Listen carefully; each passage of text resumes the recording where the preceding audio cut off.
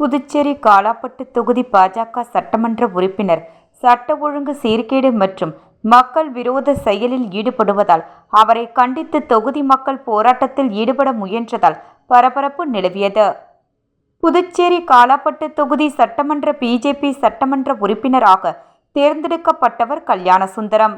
இவர் வெற்றி பெற்றதிலிருந்து தொகுதி மக்களுக்கு கொடுத்த வாக்குறுதிகளை நிறைவேற்றாமல் சட்ட ஒழுங்கு சீர்கேடு மற்றும் மக்கள் விரோத செயலில் ஈடுபடுவதால் அவர் மீது அதிருப்தி அடைந்த மக்கள் அவருக்கு எதிராக புதுச்சேரி அரசும் காவல்துறையும் நடவடிக்கை எடுக்க கோரி போராட்டத்தில் ஈடுபட முயன்றனர். மக்களின் போராட்டத்திற்கு சமூக ஆர்வலர் செந்தில் போராட்டத்தில் கலந்து கொண்டு ஆதரவு தெரிவித்தார். பாஜக சட்டமன்ற உறுப்பினருக்கு எதிரான போராட்டத்தை கைவிடும்படியும் மக்கள் பிரச்சினைகளை தேசிய ஜனநாயக கூட்டணி கட்சி தலைவர்களிடம் பேசி தீர்த்து கொள்ளலாம் என்று சமாதானப்படுத்தினார். இதனையடுத்து அவர்கள் போராட்டத்தை கைவிட்டனர்.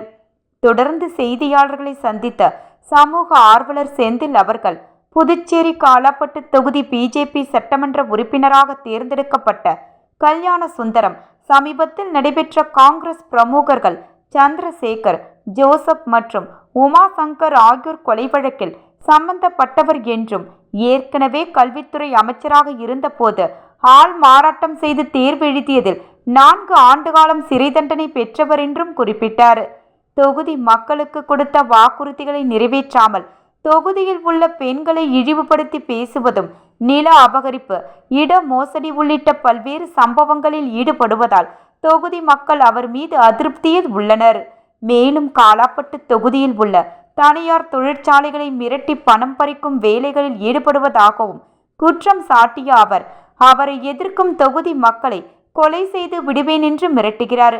எனவே கல்யாணசுந்தரத்தின் வழக்குகளை மீண்டும் விசாரிக்க வேண்டும் என்று அவர் கேட்டுக்கொண்டார்.